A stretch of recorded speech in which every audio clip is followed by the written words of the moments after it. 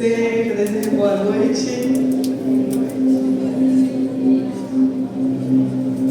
Convide essa pessoa para orar o Senhor com você.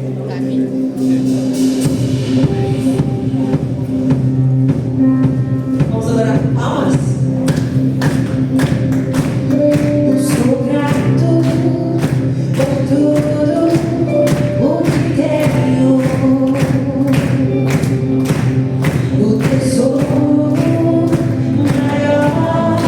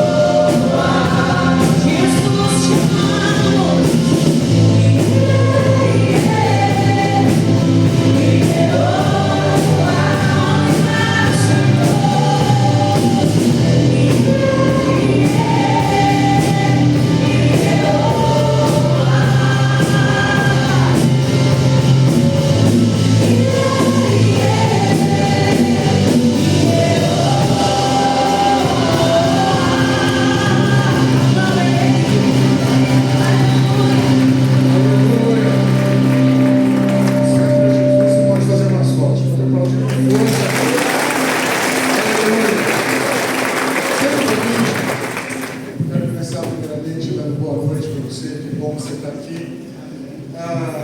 Muito bom estar na casa do Senhor. E por um acaso, eu vinha de carro para cá, eu me lembrei que hoje é dia 2 de novembro. Para quem sabe, dia 2 de novembro, se você não é nem eu, esquecido, hoje se comemora, né? Aí mundo afora é o dia de finados. Eu me lembrei, né, que já fazem muitos anos que eu não sei o que é isso. Talvez aí umas 3 décadas atrás, minha família teria durante a semana pagado um jardineiro para ir lá no cemitério para fazer a limpeza lá da lápide. No dia anterior, no dia primeiro, teria ido todas as minhas tias lá para lavar, para deixar tudo limpinho, colocar flores, para que no dia 2 eles pudessem estar lá. Tantas e tantas pessoas se reúnem no dia como hoje ao redor dos mortos. Mas a gente se reúne ao redor daquele que está nele. Não falo isso com desprezo, realmente eu participei, eu fiz parte disso muitos anos atrás, mas eu louvo o Senhor, porque o meu Deus me ensinou que Ele vivo está. Por isso que a gente celebra Ele. A gente não se reúne ao redor dos mortos. A gente celebra aquele que está vivo. Isso é o motivo que nos trouxe até aqui. Amém? Eu queria que você fechasse seus olhos, nós orássemos. Pai, nós te entregamos, Senhor, este culto, porque o Senhor vivo está. O Senhor ressuscitou ao 3º dia, razão pela qual hoje a tua igreja, Senhor, sabendo que nós passamos da vida para a vida eterna, não há morte mais para aqueles que estão em Cristo Jesus. Nós oramos, ó Deus, para aqueles que estão cegos ainda, que não entendem, Senhor Deus, o teu propósito, que ainda, Senhor Deus, estão reunidos ao redor dos mortos. Pedimos ao Pai que o Senhor abra os seus olhos, como dia o Senhor abriu os olhos do nosso arrependimento, do nosso coração, nos mostrou uma salvação poderosa e maravilhosa. E hoje aqui nós estamos, Deus, celebrando, porque o Senhor é o nosso Deus vivo e eterno, e nós te louvaremos por todo sempre. Toma conta, Deus, deste culto, daquilo que fazemos neste lugar para o Senhor, porque realmente é para o Senhor, para glorificar, para exaltar, para engrandecer, Deus, o teu santo nome, reconhecer a tua soberania nas nossas vidas e saber, ó Pai, que cada dia mais o Senhor tem trabalhado nos nossos corações para que todos juntos sejamos verdadeiramente a tua família, o teu povo, a tua igreja, Deus, nessa terra. Obrigado, Jesus, por esse tempo. Toma o teu lugar de honra nesta casa, neste lugar. Isso nós te pedimos em teu nome, Jesus. Amém e amém. Louvado seja o Senhor. Que bom que você está aqui hoje. Apesar da chuva, não sei como foi do seu bairro, meu bairro ventou bastante. A gente viu algumas árvores caídas aí, mas eu espero que não tenha acontecido nenhuma perda material, né? Mas perda material a gente sabe que o Senhor Jesus nos ajuda a suprir qualquer que seja, amém? Mas nós estamos aqui para louvar, para adorar o Senhor. Eu queria dar alguns avisos rápidos, que a gente desse a nossa leitura bíblica, depois a gente seguir louvando. Eu queria falar com os irmãos da primeira igreja. Está chegando o tempo da gente se despedir mais sério, né? Não sei ainda, espero, graças ao Senhor, que dia 15, né, no sábado, dia 15 às 16, vai ser nosso primeiro culto lá. Eu não sei se os irmãos do Ministério vão soltar foguete, vão ficar tristes pela nossa ausência. Eu queria convidar os irmãos para estarem lá conosco no dia 15. Se tudo der certo, nós vamos estar reinaugurando o nosso templo depois da reforma, vai ser no sábado. Então seria muito legal a gente poder fazer isso lá, ter todo o pessoal junto lá, para a gente recepcionar vocês na nossa casa. Aliás, não é a casa dos irmãos, né? Sempre foi, sempre vai ser, como aqui também um pedacinho da nossa casa. Mas isso é mais para o pessoal da primeira igreja, né? E sobre essa semana a gente tem um costume, né? Quando nós esperamos a ceia do Senhor, na semana que antecede, na semana posterior, os irmãos estão sempre aí trazendo alimentos. Então, apesar de que a gente não está tendo culto lá, se os irmãos querem fazer ofertas de alimentos, podem mandar mensagem ao pastor João para mim. A gente combina um horário para estar lá na igreja para recepcionar esses alimentos, para a gente continuar abençoando as famílias, tá bom? A gente tem cuidado de algumas famílias aí nesse tempo, tem sido desafiante, né? Desafiador para muitas pessoas, algumas situações aí, mas a gente tem buscado no Senhor para sempre suprindo aí alguns alimentos também. Eu queria fazer a nossa leitura bíblica, pedir que vocês coloquem de pé, por reverência à leitura da palavra, porque também nós vamos começar a continuar louvando. Nós vamos ler Mateus, capítulo 10, versículos 37, 38 e 39. Mateus, capítulo 10, verso 37, diz assim: quem ama seu pai ou sua mãe mais do que a mim, não é digno de mim. Quem ama seu filho ou sua filha mais do que a mim, não é digno de mim. 38. Quem não toma a sua cruz e não me segue, não é digno de mim. Quem acha a sua vida, a perderá. E quem perde a sua vida por minha causa, a encontrará. Faz parte dessas muitas situações que nós encontramos no Senhor Jesus, em que parece que nós vivemos encontrar quem quer vida, precisa morrer, quem quer ganhar, precisa perder. Faz parte de entender que não pode existir nada mais importante nas nossas vidas que não seja o Senhor Jesus. Queria orar mais uma vez para consagrar os dízimos e as ofertas, agradecer você por ter sido fiel, não somente aqui no Manicete, mas também na primeira igreja, através dos seus ofertas, seus dízimos, a gente está conseguindo dar sequência na reforma. Então, se você quiser aproveitar o seu tempo, durante o primeiro louvor, sair do seu lugar e ofertar aqui, mas eu quero orar pela sua vida, quero orar pela igreja, quero orar se também você tem alguém enfermo na sua família também. Então eu quero aproveitar esse momento para que nós consagremos as nossas vidas no altar do nosso Deus. Amém? Então feche seus olhos mais uma vez. Pai, nós colocamos mais uma vez diante de Ti as nossas vidas. Especialmente, ó Pai, a nossa fidelidade ao Senhor, pedindo que o Senhor abençoe, Pai, poderosamente todos aqueles que têm sido fiéis na Tua casa. Mas eu sei, Deus, que vivemos tempos desafiadores. Por isso, Pai, nós pedimos que o Senhor cuide e abra portas, Senhor Deus, dê oportunidade para que aqueles que estão lutando para ter o seu sustento possam também, Deus, encontrar trabalho e possam também, Senhor Deus, honrar o Senhor, devolvendo os seus dízimos e ofertando na Tua casa. Nós consagramos, ó Deus, todos esses valores para que sejam utilizados no reino do Senhor. Te louvamos, ó Deus, que se nós somos fiéis, é porque o Senhor foi fiel conosco primeiro. O Senhor que nos ensinou a fidelidade. Então recebe depois, ó Deus, aquilo que devolvemos no Teu altar, ó Senhor, para que seja utilizado, para que a Tua casa continue, ó Deus, com seus mantimentos e continue ainda a prosperar, ó Deus, e a apresentar o Evangelho a todas as pessoas. Quero orar, ó Deus, para aqueles que têm algum familiar que está enfermo, que o Senhor estenda as Tuas mãos, porque nós cremos no Jeová Rafa, o Deus que cura, o Senhor de toda a cura, que o Senhor possa estender as Tuas mãos sobre essas famílias, Pai, tocando o coração, especialmente, ó Deus, aqueles que estão lutados, aqueles que perderam, Senhor Deus, que te pediram, aqueles, Senhor Deus, que estão lutados há muitos anos e sempre esperam essa data para se lembrar daqueles que se foram. Cura esses corações, ó Deus, restaura esses corações, ó Deus, transforma, traz vida, Deus, a estes sepulcros, para que eles possam realmente compreender, Deus, o Deus vivo e verdadeiro que Tu és. No mais, ó Deus, que os nossos louvores possam chegar como um aroma suave diante de Ti esta noite. Que o Senhor receba cada um destes louvores, Pai, cada uma das notas, de cada instrumento, o batido, ó Deus, de cada um, Senhor Deus, o batido do nosso coração, seja entregue no Teu altar. E eis que eu te peço, te entregue nessa noite, em nome de Jesus. Amém, meu Deus. Então, assim como nós estamos, vamos louvar o Senhor. Se tiver liberdade, quiser ofertar, quando toma um tempo, sai do seu lugar, coloca aquele gasofilaço, nós já consagramos isso ao Senhor. Amém?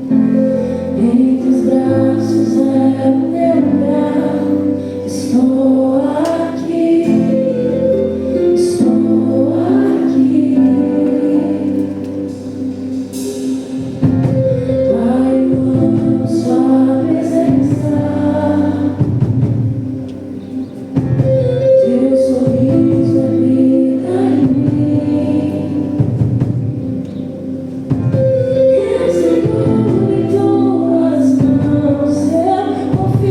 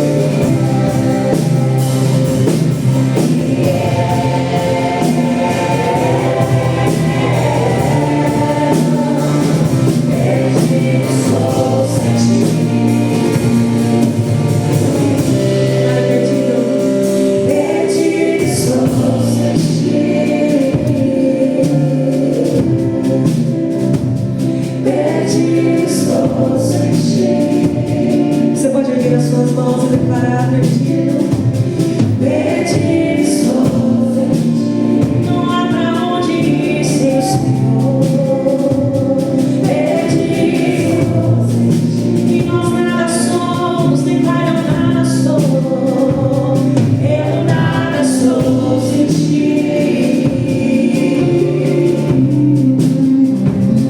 Eu nada sou sem ti. Nós nada somos. Eu nada sou sem ti. Pra onde iremos sem o Senhor? Eu nada iremos sem o Senhor.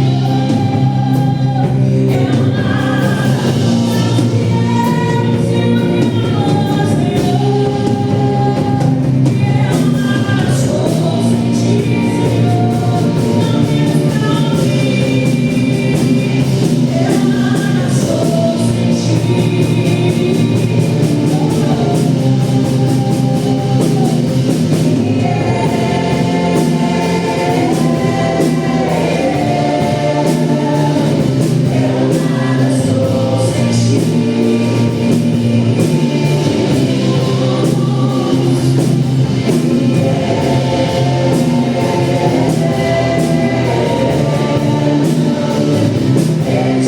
Senhor. Não temos pra onde ir.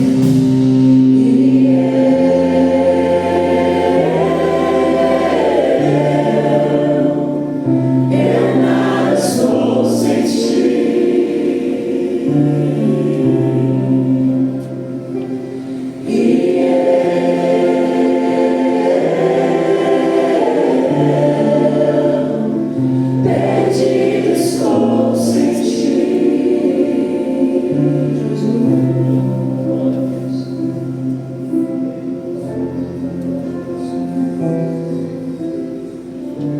Não sei você, mas quando eu escuto essa canção, eu me lembro do tempo que eu andava perdido. Mas o Alex não vive mais lá. Eu vivo aqui hoje. Eu sei. Talvez seja esse sentimento que essa canção quer trazer para nós. Aquele vislumbre, só rapidinho, para a gente se lembrar onde é que nós estávamos quando o Senhor nos encontrou. Eu sei que você pode declarar isso muito mais forte, com muito mais intensidade. Porque apesar de ele fez aquela obra maravilhosa naquele dia que ele te encontrou, ele continua fazendo essa obra e sem ele a gente não é nada. Não existe vida fora de Jesus Cristo.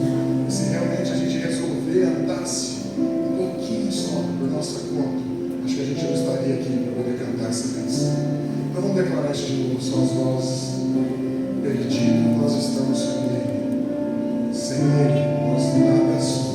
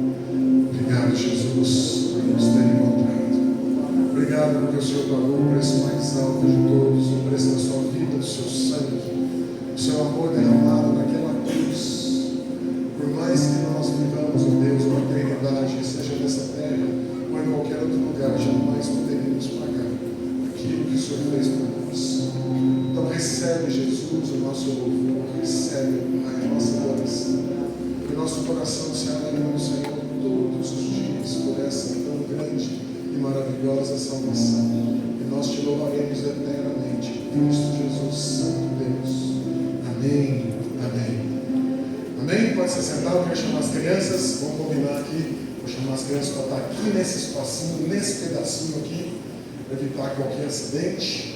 A gente vai orar por elas, abençoar os nossos pequeninos, para que eles possam ser ministrados, cada um, na sua linguagem, conhecer também esse Senhor maravilhoso que nós temos. Aí, depois nós vamos ouvir a palavra, eu sei que ela vai impactar muito as nossas vidas. Estão todos aqui? Bora, Benício. Bora, Benício. Vai perder a bênção, meu filho, vem? Estenda suas mãos, se tiver liberdade. Pai, nós colocamos as nossas crianças, o Pai, diante de Ti, porque elas te pertencem. Quando eram da substância e forma do dia da palavra, o Senhor já conhecia cada uma delas, já chamava pelo nome, Pai, já sabia que esse dia elas estariam aqui para aprender mais do Senhor. Então nós pedimos, Santo Deus, que o Espírito Santo seja capacitando entendimento, Pai, o coração de cada uma delas para ouvir a Tua palavra. Usa com poder e graça também os seus professores, ó Deus, para que eles possam ministrar, ó Deus, o coração delas de uma forma que o amor delas pelo Senhor possa aumentar a cada dia mais. Em tudo nós pedimos o Teu cuidado sobre a vida dos nossos pequeninos, e isso nós te pedimos em nome de Jesus. Amém, Deus. Amém.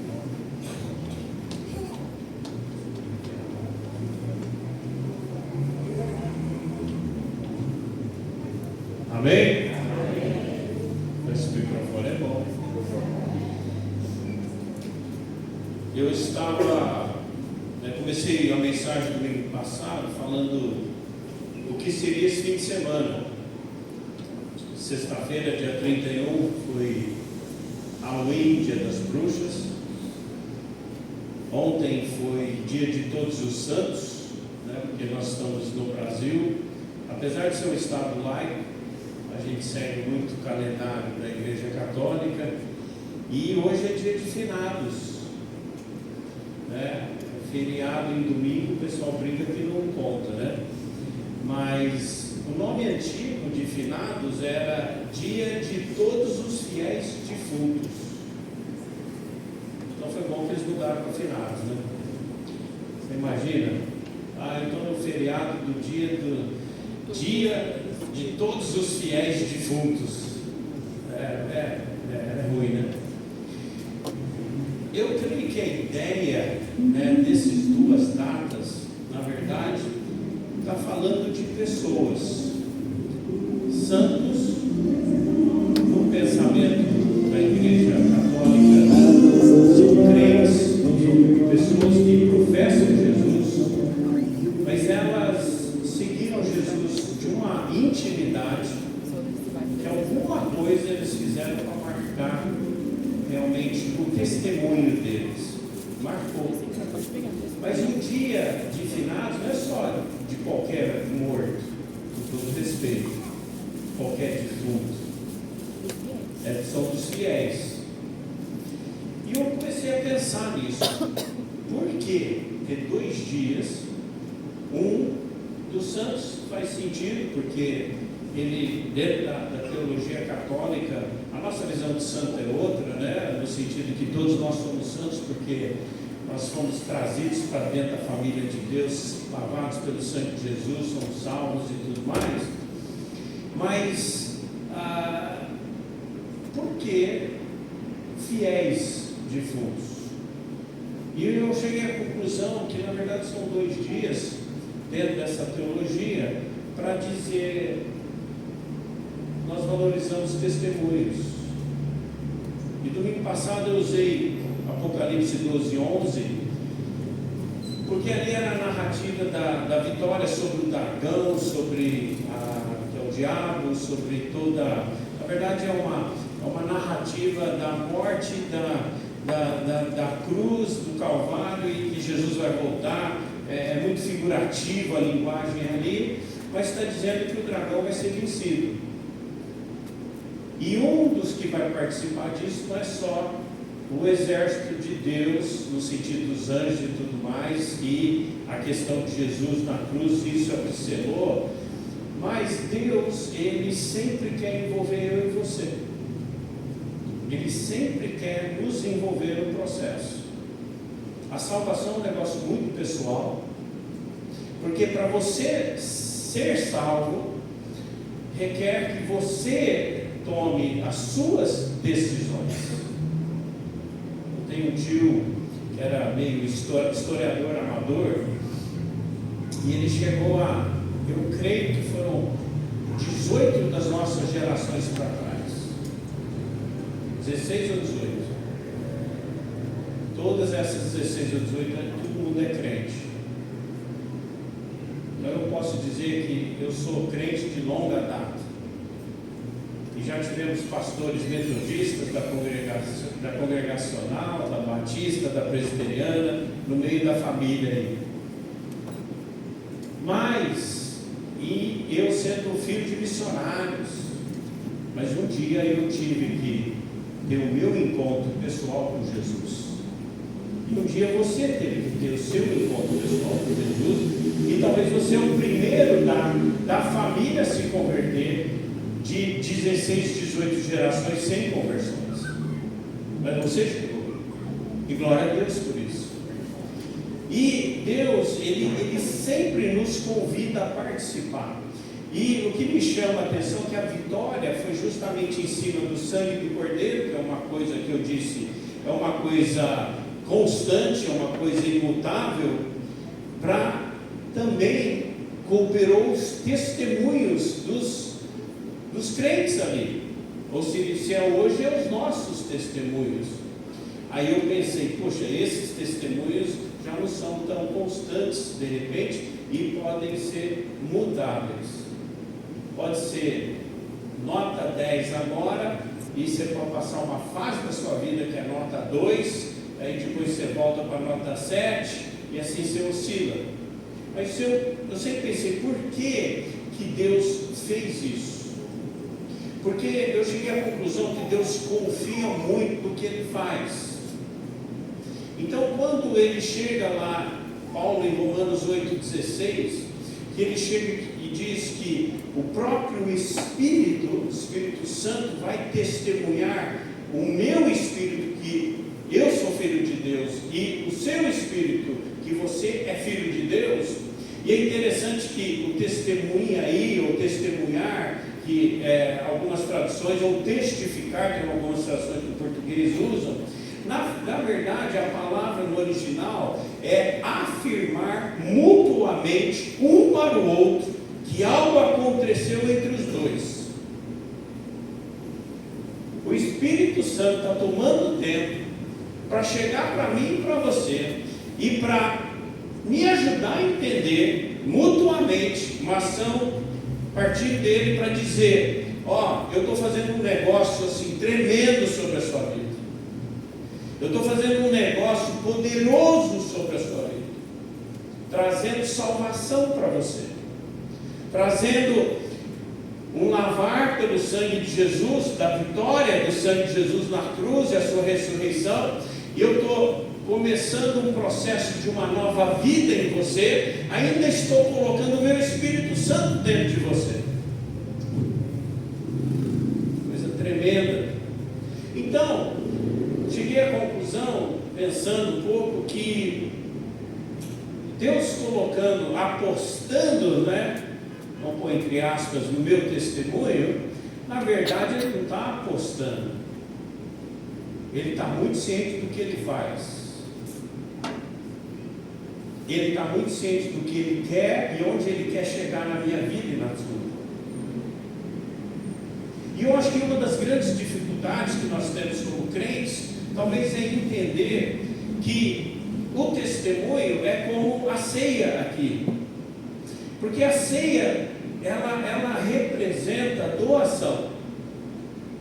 Porque quando você vai receber daqui a pouco, esse copinho tem o fruto da uva e aqui em cima tem o pão, esses dois elementos representam o quê? O que Jesus doou.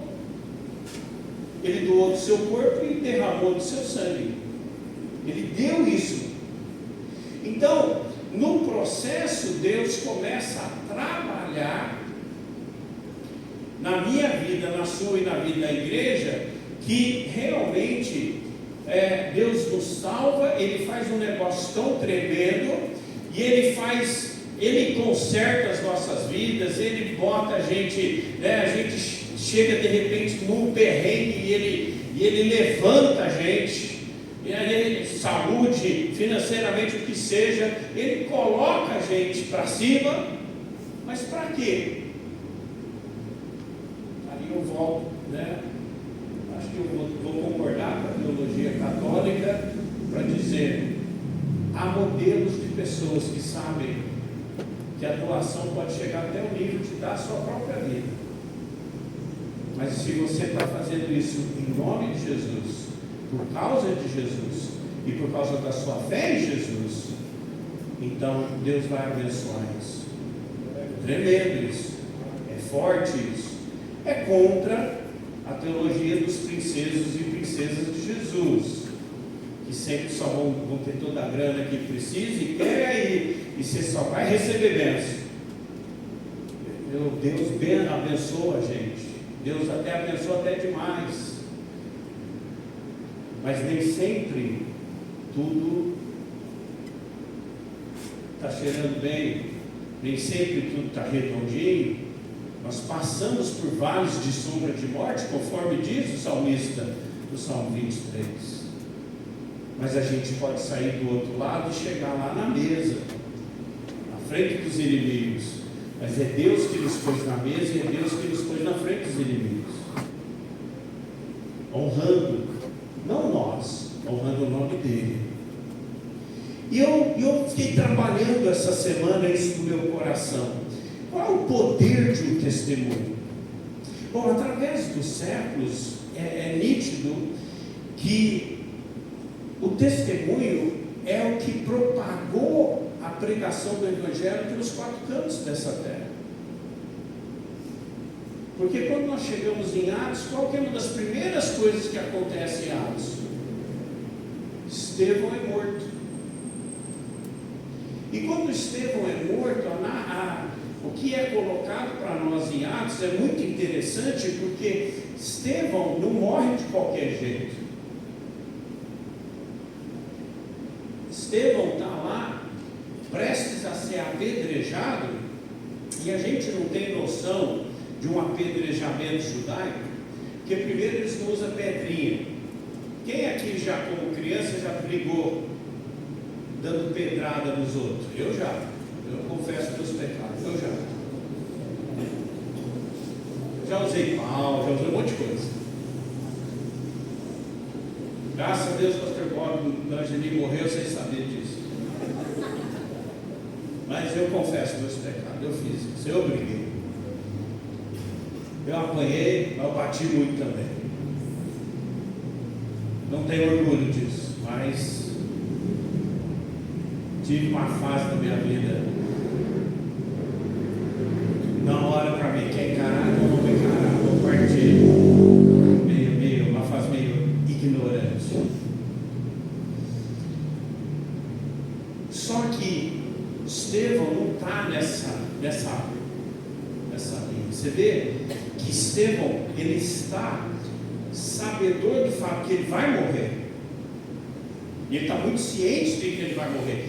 E ele está tão ciente que ele vai morrer que ele ora por aqueles que vão fazer a besteira que vão fazer de matar ele injustamente. E ele ora por eles. E ele pede para Deus ter misericórdia sobre eles. Tem que ser muito crente para fazer um negócio desse. Concorda comigo? Mas é interessante que existe, e essa questão de sofrimento, inclusive de chegar ao ponto de ter que dar a sua vida em prol do Evangelho, isso é uma coisa muito do Novo Testamento.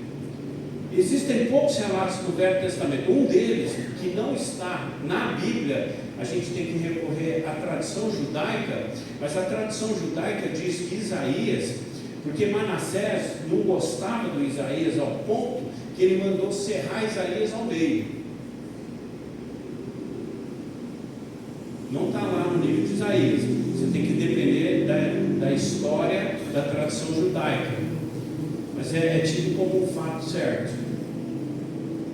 Então não é nada comum, quando você começa a dar seu testemunho, que pessoas vão se levantar. Só que geralmente não é a pessoa.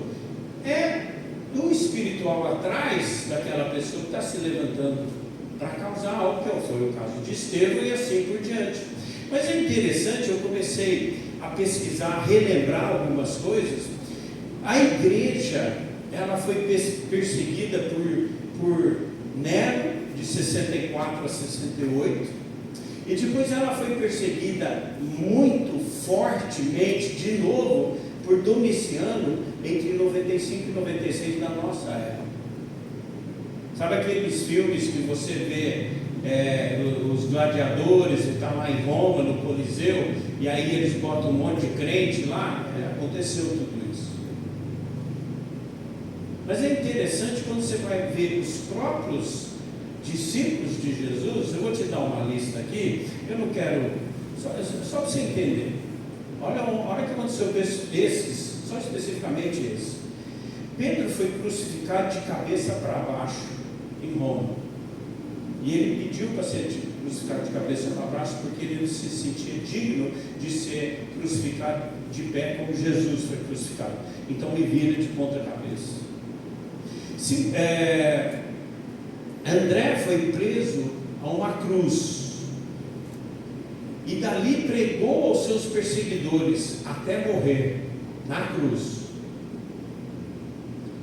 Filipe foi crucificado em Herápolis. Paulo foi decapitado em Roma. Bartolomeu, parceiro de Paulo nas viagens missionárias, foi esfolado vivo. Tiago foi decapitado. Tadeu foi morto. Mateus sofreu martírio ao fio da espada. Matias deu uma tutibiada na fé no começo ali, mas ele seguiu firme pregando na Etiópia, ao ponto que ele foi apedrejado, e quando ele estava prestes a morrer, ele foi decapitado. Tiago, o menor, para fazer diferença com Tiago, né, irmão de João e tudo, ele foi lançado de um pináculo do templo em Jerusalém. O que é pináculo? É um dos lugares mais altos. Levaram ele lá no telhado e jogaram ele de lá. Aí você levou ele para os 4 andares e jogou, para ver o que acontece. Lucas que escreveu o Evangelho, foi enforcado numa oliveira na Grécia. Barnabé foi apedrejado até a morte em Salônica. João foi posto num caldeirão de óleo fervente. João o apóstolo, que a gente sempre fala que ele só morreu de idade velha. Morreu mesmo, mas ele conseguiu escapar da morte, apesar de ter sido jogado nesse caldeirão de óleo fervente. Ele escapou, ele sobreviveu. Então mandaram ele para Patmos. Patmos era uma das piores cadeias que eles tinham, porque ela era uma ilha e praticamente impossível de você conseguir fugir. Aí finalmente, nos últimos momentos da vida dele, levaram ele para Éfeso, onde ele morreu. Então você olha para tudo isso, e aí você começa a olhar na história. Se você quiser até assistir, é forte, chama Silêncio, um filme de Martin Scorsese. Ele está falando de uma situação que aconteceu no Japão, lá em Nagasaki, onde existe um monumento para 26 mártires cristãos. Desses 26, 21 eram padres, eram missionários, eram gente que estava lá pregando o Evangelho. Mas quando o Japão fez a sua guinada de unificação, e aí também unificou sua religião, que não era o cristianismo, então ela começou a perseguir o cristianismo. E o filme, na verdade, relata uma época, né, isso é 1597, mas o filme fala de um período entre 1629 e 1857, onde os moradores dessa Nagasaki, eles eram forçados a participar de um ritual de pisar nas imagens de Jesus e Maria para provar que não eram cristãos. Do contrário, seriam torturados e eventualmente mortos. Aí vocês estão vendo para mim falei assim, pô, pastor, eu vim receber consolo. Você está falando uns troços desses? Porque piora, no século XX, no século XXI, a perseguição contra a igreja foi assim, estatísticas dizem, mas assim, em 1970, teve um registro de 230 mil cristãos, de tudo quanto é denominações, grupos diferentes, mas foram martirizados. Em 88, contabilizaram 300 mil. 99 deu uma esperança, porque decresceu para 164 mil. Mas logo em seguida, os números atuais estão dizendo que esses números só estão subindo.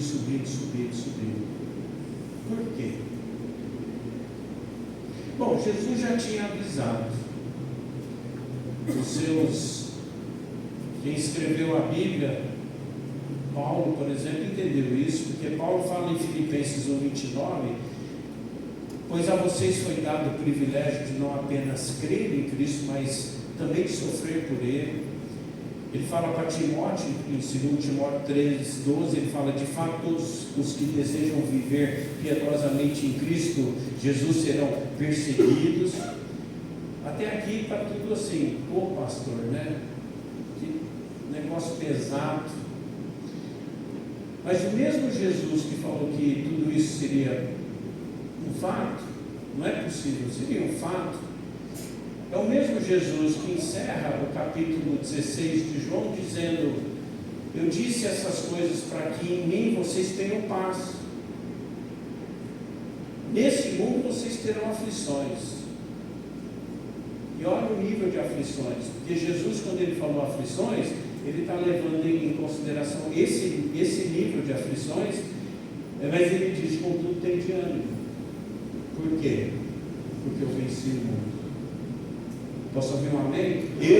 Jesus disse, eu venci o mundo.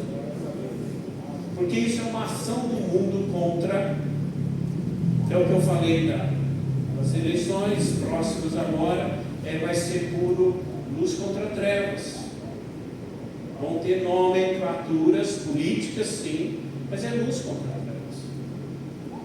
E nós estamos inseridos neste contexto. Então, bruxaria está se levantando, está se ressuscitando, estão ressuscitando coisas. Eu já venho acompanhando há vários anos, eles estão tendo os dias do orgulho pagão, inclusive aqui no Brasil, tem em São Paulo, eu acho que é Porto Alegre, Fortaleza, tem vários lugares, e cada ano vem crescendo esses movimentos. A bruxaria moderna cresceu demais. Mas o que realmente tem que crescer? É a igreja de Cristo Jesus. Porque quando a igreja de Cristo Jesus chega e entra, ela vai fazer diferença. Ela vai incomodar? Vai incomodar. Porque a luz incomoda as trevas. Então, quando a luz chega incomodando as trevas, o que acontece? As trevas vão querer se levantar. Mas nós temos que crer que ela se levanta para cair. Ela se levanta para perder. Porque nós somos a igreja de Cristo Jesus. Amém? Nós somos a igreja de Cristo Jesus. Agora, no processo, pode ser, e provavelmente, possivelmente, vai haver situações onde a nossa vida pode ser requerida. Dentro da tradição cristã, o mártir, né? É interessante que mártir vem de uma palavra grega que não tem nada a ver com morte. Mártir tem a ver simplesmente com a palavra testemunho. Então, voltando para Apocalipse, dizendo que o nosso testemunho é que venceu, tecnicamente no grego é o nosso martírio que venceu. Só que eu sei que ao falar que o nosso martírio que venceu, na cabeça de quase todo mundo aqui, você já está pensando em morte, porque eu acho que você não consegue desassociar martírio de morte. Mas morte é o último passo. Não necessariamente tem que acontecer, mas pode acontecer. Por isso que lá em Apocalipse ele disse: eles não amaram o quê? As suas vidas. Eles não amaram mais as suas vidas, mais do que qualquer coisa, mas eles entregaram a sua vida por causa de Cristo e por causa da fé que tem em Cristo. Então, eu comecei a pensar, como é que eu posso, o que tem, a gente tem que entender de tudo isso? E eu caí num texto que foi a leitura bíblica de hoje, né? Mateus, capítulo 10, versos 37 a 39. Abre a sua Bíblia aí, e eu quero passar o restante do tempo trabalhando o que esses 3 versos realmente estão nos dizendo.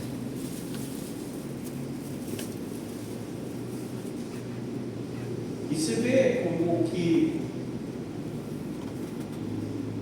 é muito sutil certas coisas, mas, como eu disse, o Evangelho é um Evangelho de doação. E muito Evangelho hoje que está sendo pregado não é de doar, é de receber. Receber. Então nós precisamos estar atentos a essa incoerência, porque o Evangelho em si não mudou. O Evangelho em si continua o Evangelho de doação. No meio desse processo de doação, Deus, porque Ele é um Deus de amor, Deus é um Deus de bondade, Deus é um Deus, é Deus, né? Ele nos abençoa, Ele cuida de nós, Ele supre. Mas o Evangelho dele continua o Evangelho de doação.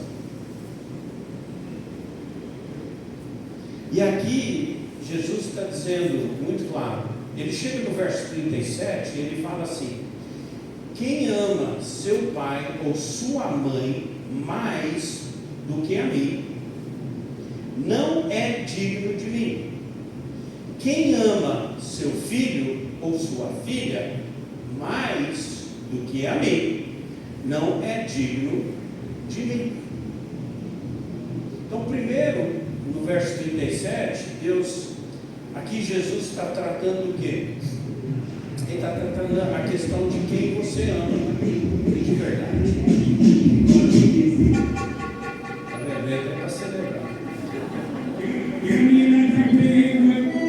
Quem que você realmente ama?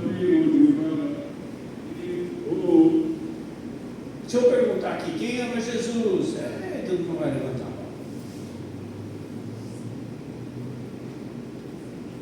Mas e se Jesus entra no caminho entre você e seus pais, ou entre você e seus filhos?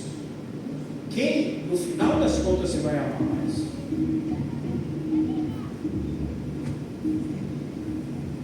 Você vai amar mais Jesus? Ou, em primeiro lugar, Jesus? Ou você vai amar pai, mãe, filhos, ou filhos? Né? Eu acho que Jesus já foi na canela direto, porque pai, mãe e filhos são coisas muito íntimas, né? É normal nós amarmos esses grupos de pessoas. Mas o que me chamou a atenção é que Jesus, ele não usou ágape aqui, ele usou filéu.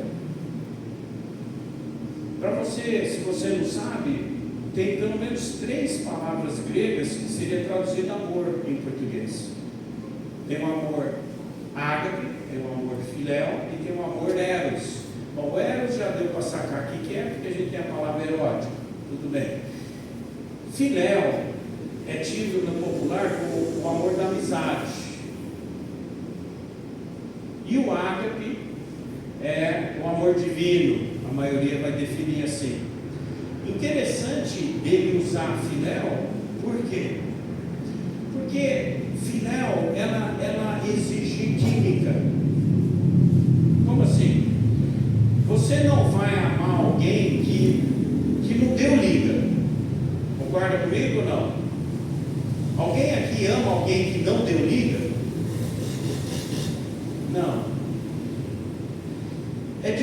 difícil nós amarmos pessoas que nós não temos retorno desse investimento.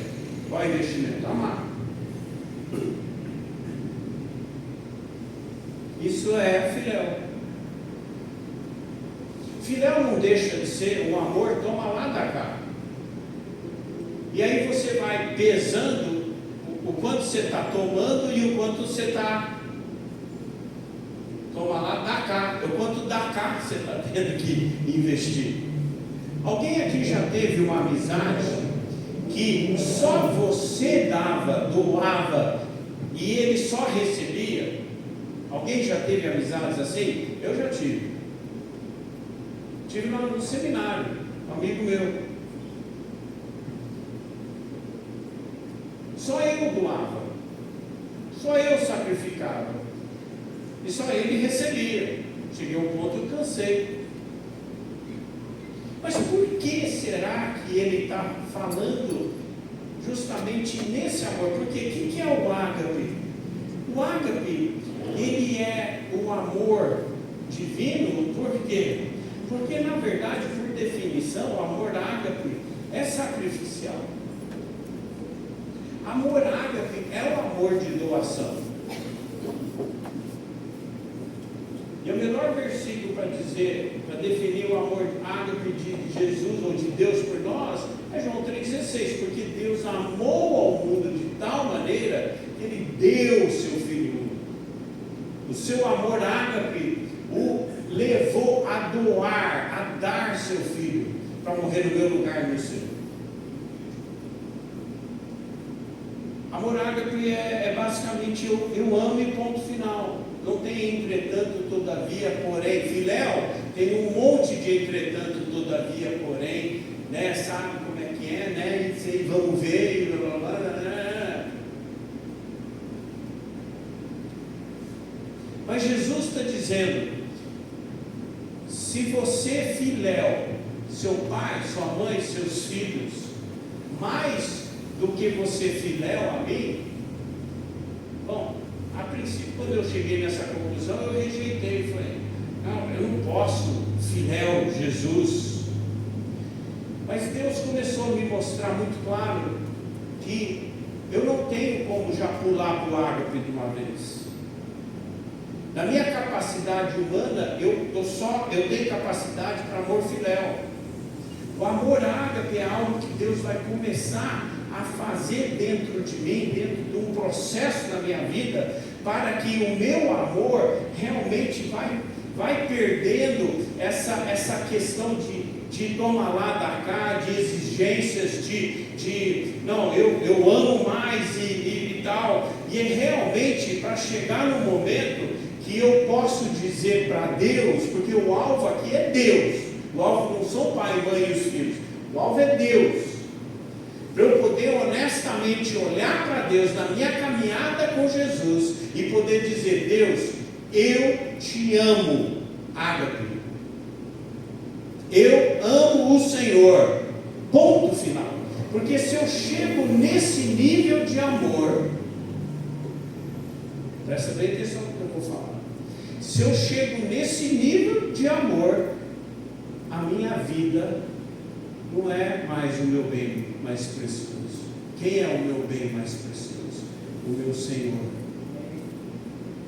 Não é nem mais a minha vida, é o meu Senhor.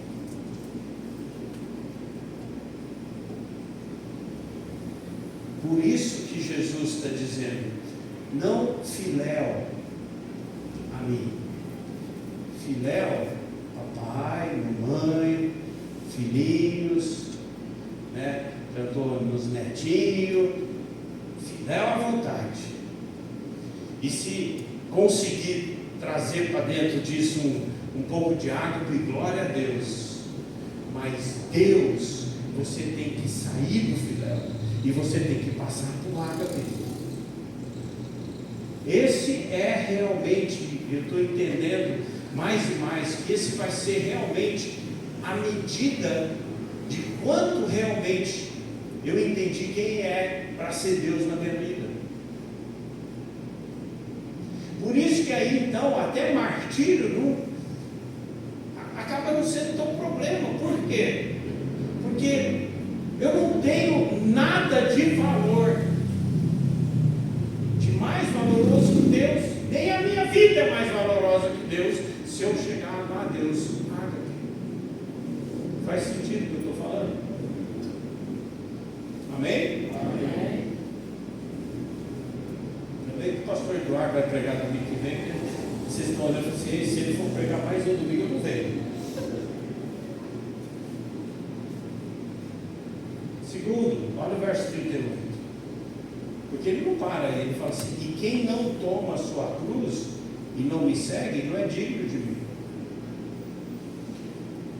Na verdade, Jesus está aprofundando mais ainda a entrega, mais ainda a doação, mais ainda o sacrifício. Porque ele está dizendo: você ama pai, mãe, filhos no filéu, porque você é um ser humano, mas eu estou querendo trazer você para dentro do mundo ágape, do mundo de realmente um amor, que você diz: eu amo e ponto final.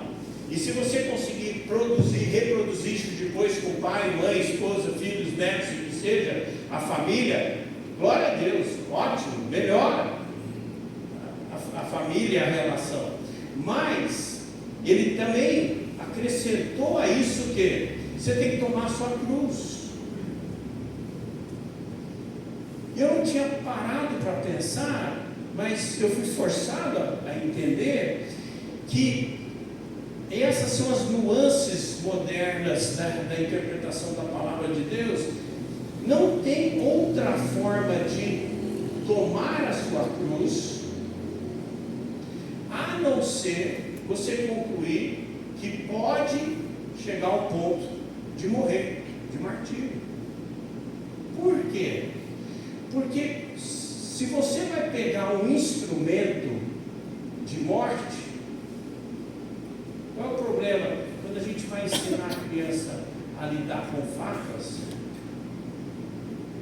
o jeito mais fácil é, né, dar na orelha e falar assim: nunca na tua vida você põe a mão, né? Aí eu encontro com os caras do churrasco que levaram essa ordem da mãe a sério, só que agora estão com 40 e tantos anos, eles não pegam na faca, mas nem a mão.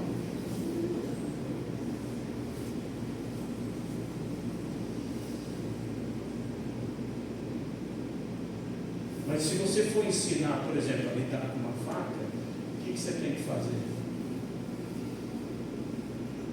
Porque a faca, ela só serve para fazer uma coisa. E qual é essa? Seu dedo já descobriu várias vezes, né? Cortar. Cortar. Faca só serve para cortar. Cruz só serve para matar.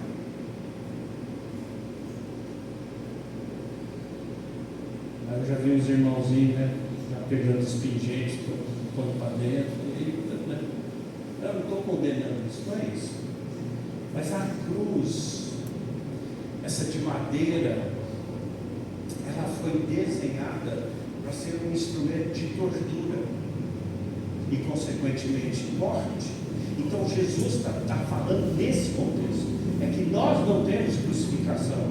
Então não passa por nossa cabeça essa questão da crucificação, mas ele está dizendo: toma a tua cruz. Quer dizer, é mais um nível de doação de mim, é mais um nível de abrir mão de mim, é mais um nível de me apegar mais a Deus, é mais um nível de eu me lançar em Deus, dizendo: realmente tu és o objeto e o alvo principal da minha vida.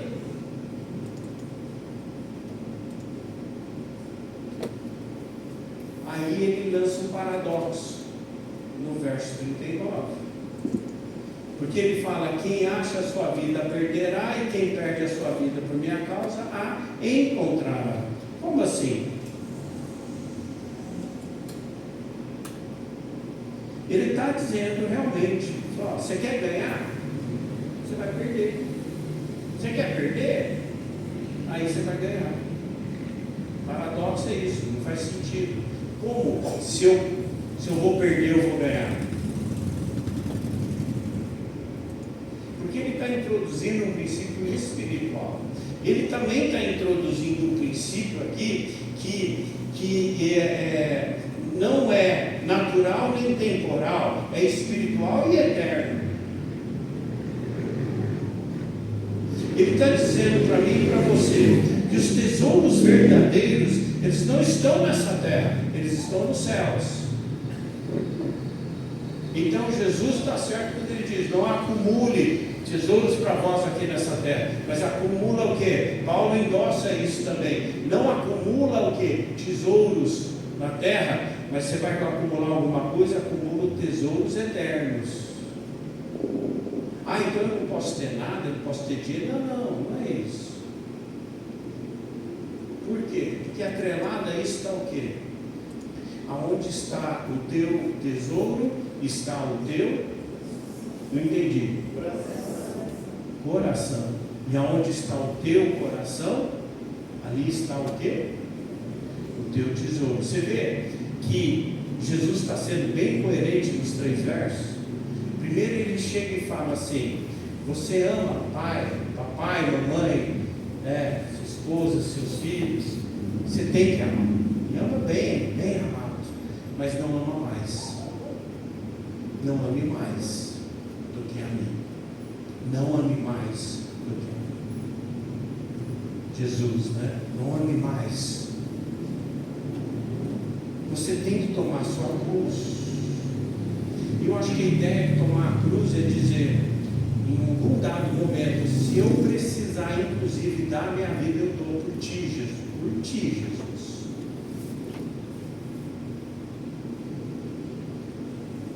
Uma vez eu estava num aconselhamento de casais e o meu marido falou de boca cheia: eu morreria por ela, pastor. Né? E aí eu falei uma coisa que ele não esperava. Eu falei: aí, sem vergonha. Porque morrer é instantâneo, acabou. Agora, viver por ela, você vai ter que viver mais 40 anos, né, seu sem vergonha? Aí ele entendeu o pecado. Mas com Deus é diferente. Só que Deus não quer que você crie a situação para que você tenha que morrer por ele. Não. Esses mártires todos aqui, tem a lista, eu podia falar, a gente podia ficar horas estudando um martírio na vida da igreja. Mas eu espero que foi só o suficiente para você entender. Nenhum desses foi e se entregou e falou assim: hoje eu acordei e eu quero realmente servir Jesus hoje, e eu estou sentindo que eu estou precisando morrer. Não, foi todo um processo que eles ficaram firmes no seu testemunho, que eles ficaram firmes no seu posicionamento. Então, situações, em certas situações, passou-se leis que eles não podiam mais obedecer essas leis, mas eles disseram: entre obedecer Deus e obedecer aqui, eu vou obedecer Deus, porque o meu Senhor é Deus, e paga-se o preço que for aqui. Entendeu? Quem faz isso é porque tomou a cruz. Ele já olhou para a cruz e falou, cruz, se eu tiver que subir aí e morrer, tudo bem, se é por causa do meu testemunho para Cristo. Aí você vê que Deus está certo, Jesus está certo. Ele não apostou no nosso testemunho, lá em Apocalipse 12. Ele sabe muito bem o que ele fez na minha vida. Ele sabe muito bem o que ele quer trazer para a minha vida e a sua. Ele sabe muito bem como começar um processo aonde a doação máxima é a minha própria vida. Mas um martírio verdadeiro não é necessariamente morrer por Cristo. O martírio verdadeiro é ser testemunha por Cristo, e uma boa testemunha de Cristo. O pastor Alex nem sabia, né, que ia pregar isso hoje à noite, mas na aula dele encaixou também, né, e ele falou muito sobre a questão da minha vida, que tipo de mensagem eu estou passando para os outros quando eles chegam perto de mim. Será que pessoal que trabalha comigo, quando assim, a corda estiver no pescoço deles, eles estão assim, numa situação, eles vão procurar você, porque eles sabem que você é crente. E eles sabem que de você vai sair alguma coisa, né? Desculpa falar assim, mas que presta e que vai ajudar.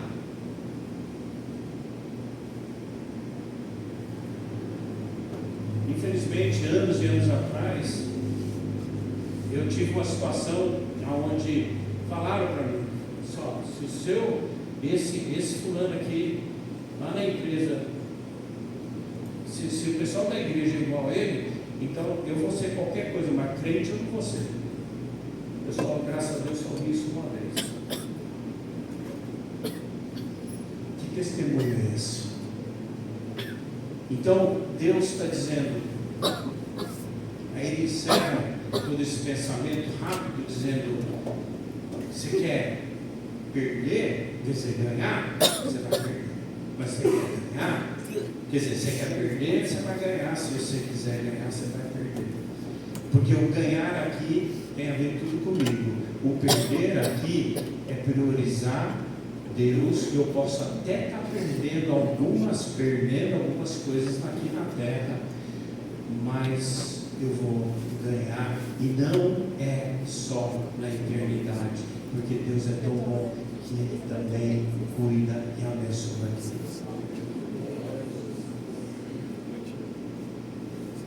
Então, que essa semana teu coração e o meu estejam voltados a entender realmente o maior teste do meu testemunho é se eu realmente amo menos a minha vida do que eu amo a Deus.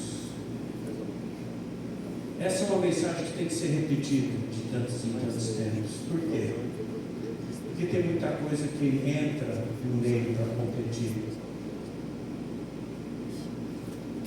Hoje, de repente, você não tem bens nenhum. Então, bens não são problema. Mas se você prospera, aí de repente bens começam a se tornar um problema. De repente, pessoas não são problema hoje, daqui a pouco pode ser, porque elas vão ganhando uma primazia sobre a sua vida, que acaba ocupando o lugar de Deus.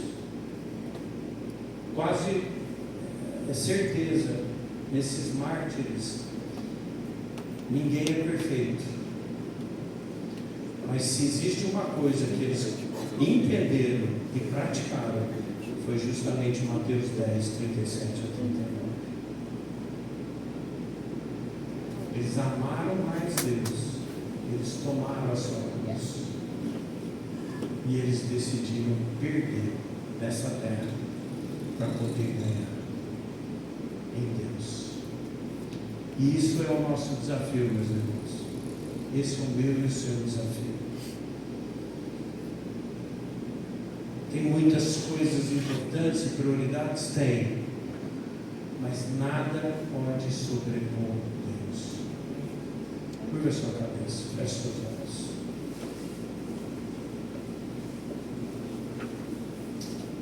Pastor Alex, quem vai ministrar a ceia, eu quero já chamar ele aqui à frente. Mas eu quero fazer uma oração e depois passar a palavra para ele, para nós participarmos da ceia. Pai, eu peço que nessa noite, teu Espírito Santo nos traga entendimento, Pai, sobre esses 3 versos que o Senhor Jesus, o Senhor falou, que não foram registrados apenas por Mateus, os outros evangelhos também registraram, mas nas palavras de Mateus, ajuda-nos a crescer além do amor filéu contigo, Deus, para um amor verdadeiramente ágape, Pai. Ajuda-nos a sermos bem resolvidos com relação a tomar a nossa cruz. E Espírito Santo, fala conosco que nós possamos,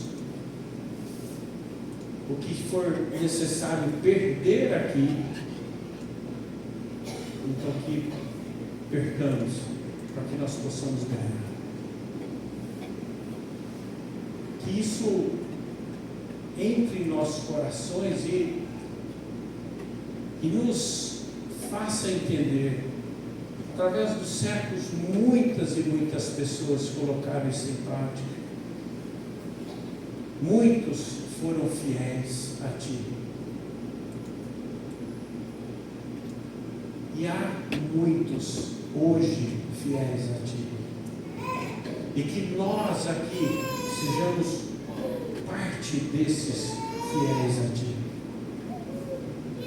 Que o nosso coração seja tocado de alegria ao participar da ceia, lembrando que o Senhor, para alcançar nossa salvação, o Senhor doou de si, o Senhor deu de si, e o Senhor estabeleceu um padrão para as nossas vidas, em nome de Jesus. Obrigado, Pai, obrigado, Pai. E agora ainda ministra os nossos corações ao participarmos da ceia do Senhor. E eu oro isso em nome de Jesus. Amém e amém.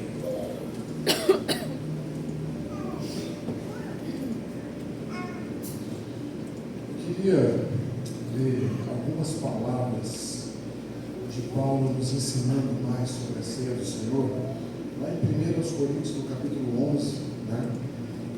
A gente está tão acostumado com esse texto e às vezes a gente não repara a estrutura, a maneira como ele foi escrito, né? 1 Coríntios 11, no versículo 23, Paulo escreve assim: porque eu recebi do Senhor o que também nos entreguei. Então ele segue dizendo que o Senhor Jesus, na noite que ele foi traído, ele partiu o pão, depois ele repartiu dos discípulos, ele vai contando a história. Mas o Espírito Santo começou a falar muito forte no meu coração, eu estava em casa ainda. Porque eu recebi do Senhor, que eu também nos entreguei. Interessante que o Evangelho, né, ele é passado de alguém que recebeu para outros que vão receber.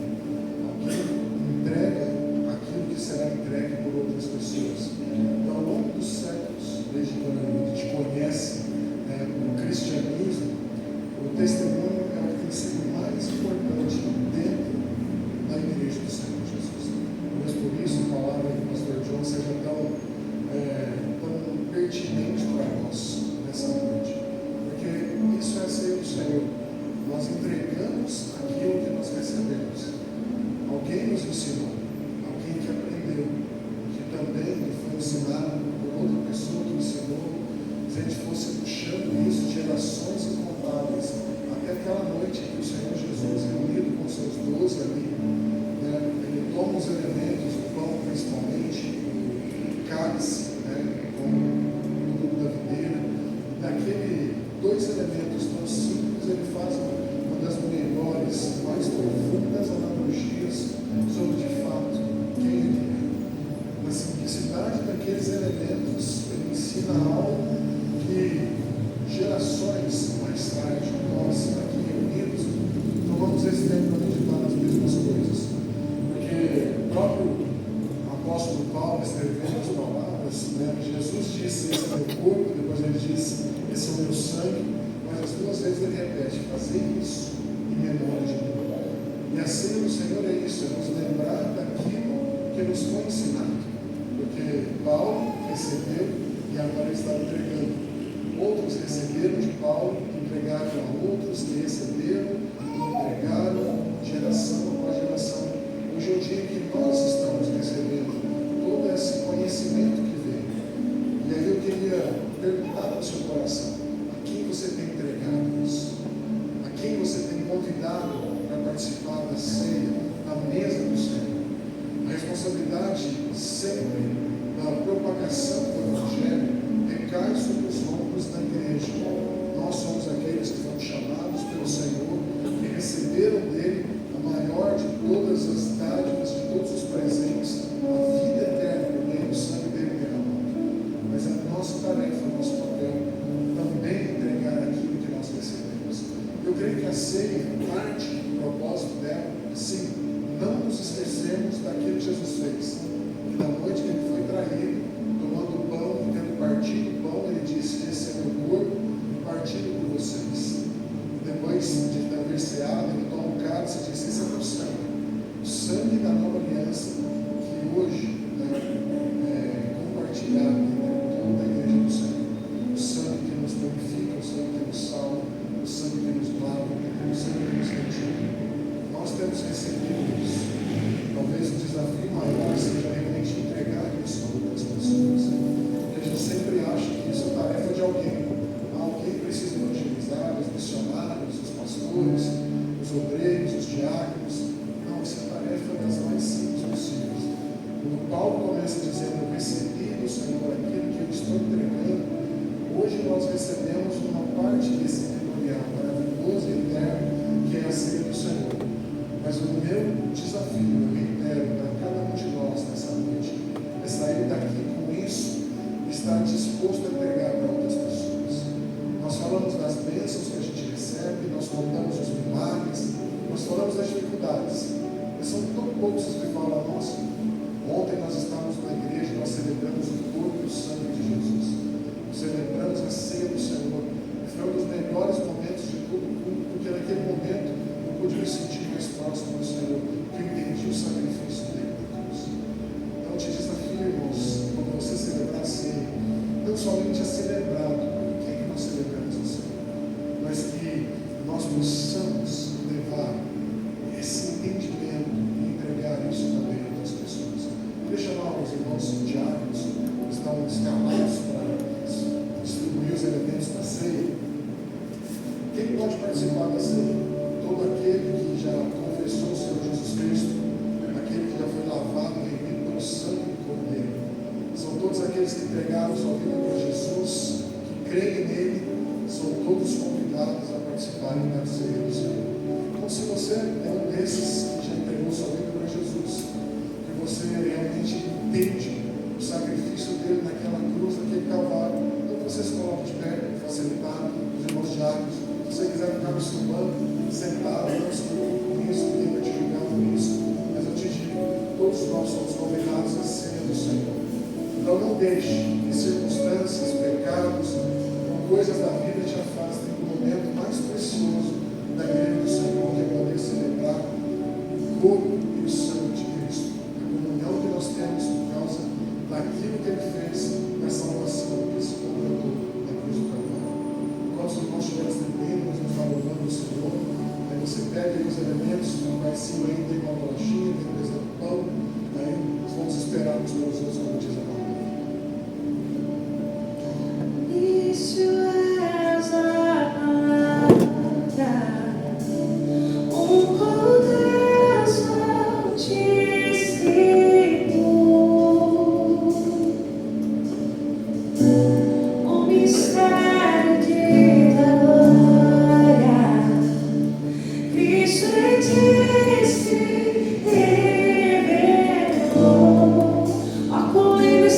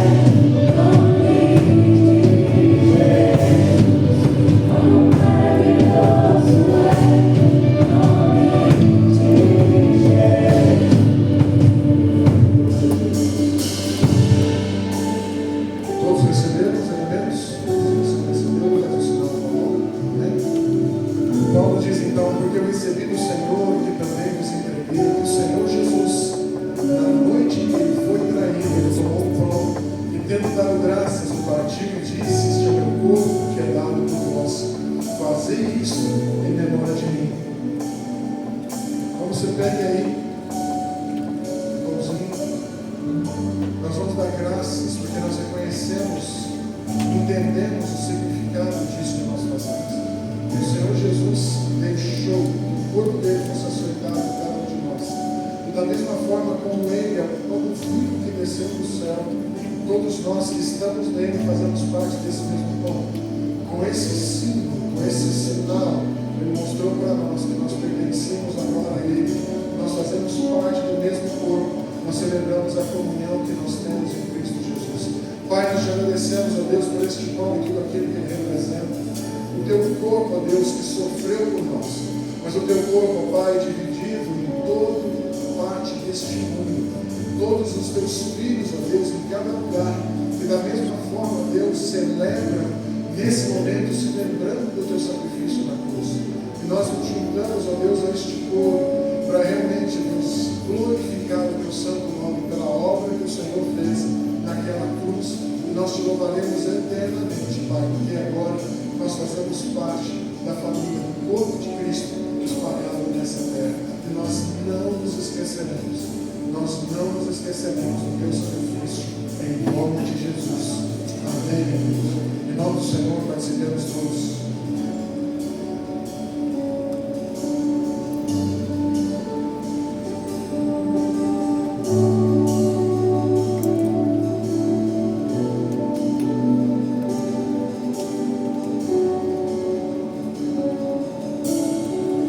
Por semelhante modo, depois de haver ceado, tomou também o cálice, dizendo: este cálice é a nova aliança no meu sangue. Fazei isso todas as vezes que o beberdes em memória de mim. Logo depois de haver ter ceado, compartilhado o pão, e tomou o cálice e disse aos seus discípulos: nós celebramos aqui uma antiga aliança, mas agora eu faço uma nova aliança no meu sangue. Que por meio do sangue de Cristo, todo aquele que se deixa ser sangue ser derramado sobre a sua vida, sobre o seu coração, agora faz parte do corpo dele, faz parte da obra dele, faz parte da salvação que ele derramou sobre todos nós. Não é algo simples, não é algo comum, é algo poderoso que talvez ele só venha compreender com todos os detalhes que nós tivemos lá na glória com ele. Mas enquanto nós estamos aqui, nós não vamos esquecer o sacrifício que ele fez por nós. O nosso testemunho vai mostrar para todas as pessoas a quem é o Senhor, a quem servimos. Nós vamos dizer isso para todas as pessoas: quem é o Cordeiro, Cristo, a quem nós servimos. Pai, nós te louvamos, ó Deus, por este cálice e tudo aquilo que ele representa. O sangue do Senhor, o sangue puro, o sangue santo, o sangue precioso do Filho amado do Deus vivo, que foi derramado naquela cruz para que cada um de nós, agora participantes deste sangue, declaremos a todos que possam ouvir: nós somos salvos e redimidos pelo Cordeiro que nos salvou, que fez a obra completa na cruz do Calvário. E nós não nos esqueceremos dessa obra. Nós proclamaremos a todas as pessoas que há o Senhor nos céus que salva, que derramou o seu sangue. E todo aquele que se deixa banhar neste sangue hoje encontra descanso na vida eterna. Louvamos o teu santo nome, Jesus, e a obra que o Senhor fez. Louvamos o teu santo nome, ó Deus, e a obra que o Senhor fez na vida do teu Filho Jesus. E nós celebraremos isso até que o Senhor venha, em nome de Jesus. Amém. Celebremos todos o cálice.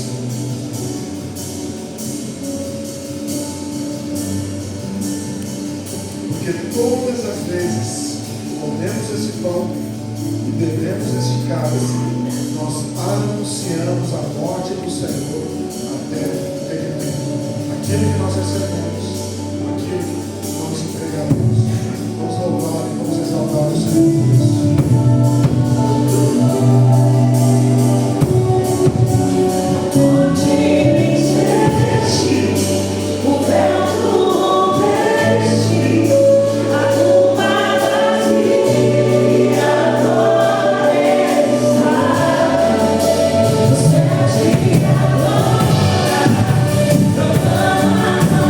you.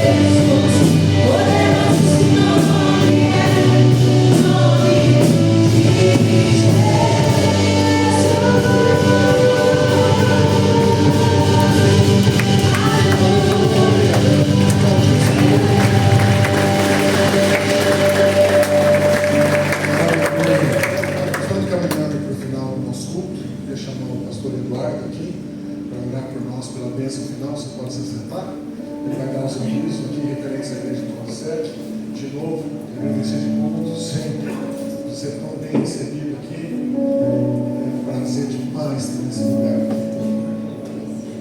O prazer é nosso receber os irmãos, alegria no nosso coração, uma noite maravilhosa de mover do Senhor no nosso meio. Podemos sentir a presença de Deus na palavra, no louvor, e agora nosso coração vai se enchendo cada vez mais, né, dessa alegria, desse poder que nós precisamos nestes últimos dias.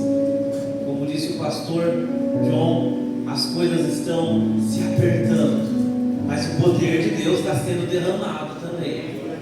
Vamos nos fortalecendo. Irmãos, essa semana nós teremos nossos trabalhos aqui na nossa igreja, normalmente, quarta-feira, nosso culto de oração, onde nós estamos reunidos, orando uns pelos outros, ouvindo a palavra e louvando também ao nosso Deus Todo-Poderoso. A partir das 20 horas até as 21, estamos aqui buscando ao Senhor.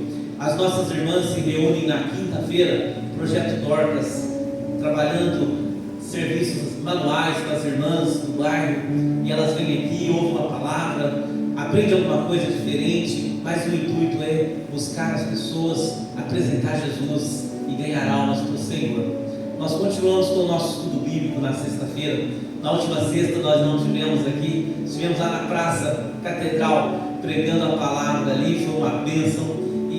Mas na próxima sexta nós estaremos aqui estudando a palavra de Deus no nosso grupo de comunhão a partir das 20 horas. No sábado teremos trabalho com os jovens, tem aula de violão de manhã, né, com as crianças. Marconi está ali todo animado, as crianças vêm aqui. Temos aí quantos jovens, quantas crianças, Marconi? Quase 20 crianças aprendendo violão, e com isso eles estão se aproximando do Senhor. A igreja está ativa, está andando até que o Senhor venha. Nós vamos continuar buscando aquilo que vai trazer as pessoas a conhecer a esse Deus Todo-Poderoso. À noite nós teremos trabalho com os jovens aqui na nossa igreja, e vai ser uma bênção, convidando os nossos jovens do bairro, e assim nós vamos alcançando outros e mais outros do Senhor. Escola dominical de manhã às 9h30 no domingo, para aprendermos mais e mais da palavra do Senhor. Amém? São os nossos avisos. Vamos ficar de pé, vamos fazer a nossa última oração, agradecendo a Deus por essa noite maravilhosa. Mais uma vez eu quero dizer para os irmãos da primeira igreja que é um prazer tê-los aqui conosco, e aos nossos irmãos, que vocês fiquem firmes no Senhor no decorrer da semana, buscando ao Senhor, porque Ele quer que nós nos aproximemos mais dele nesse amor da qual foi pregado nesta noite. Vamos orar, vamos falar com Deus, e logo depois estarei dando a bênção apostólica, e nós seguiremos para os nossos lares felizes, com o nosso coração cheio de alegria. Senhor, meu Deus e meu Pai, Senhor, obrigado por esta noite. Obrigado, Senhor, pelo momento do louvor, pela palavra que o Senhor derramou nos nossos corações. Senhor, agora nós pedimos que o Senhor nos leve em paz aos nossos lares, que o Senhor possa nos guardar, Senhor, que o Senhor possa nos livrar de todo o mal, que o Senhor possa nos ajudar, Senhor, a enfrentar todas as dificuldades que virão, Senhor. No Teu nome seremos vencedores, porque nós estamos, Senhor, servindo ao Senhor com alegria. Que o Senhor possa nos dar a graça, Senhor, dos trabalhos que temos que fazer no decorrer da semana. Aqueles que irão viajar, que o Senhor possa guardar e livrar, Senhor. Aqueles que trabalham em serviços perigosos, que a Tua mão esteja sobre eles, e eles possam ser cuidados pelo Senhor, Pai. Pedimos a Tua graça e a Tua proteção sobre as nossas vidas, ó Pai, no decorrer da semana que está diante de nós, ó Pai. É o que nós te pedimos, no nome precioso de Jesus, o Teu Filho amado, o nosso Salvador. Faz assim com a sua mão. Que a graça de nosso Senhor e Salvador Jesus, o amor de Deus o Pai, e a comunhão e as consolações do Espírito Santo sejam com todos vocês. Todos digam: Deus abençoe os irmãos, uma semana abençoada para todos.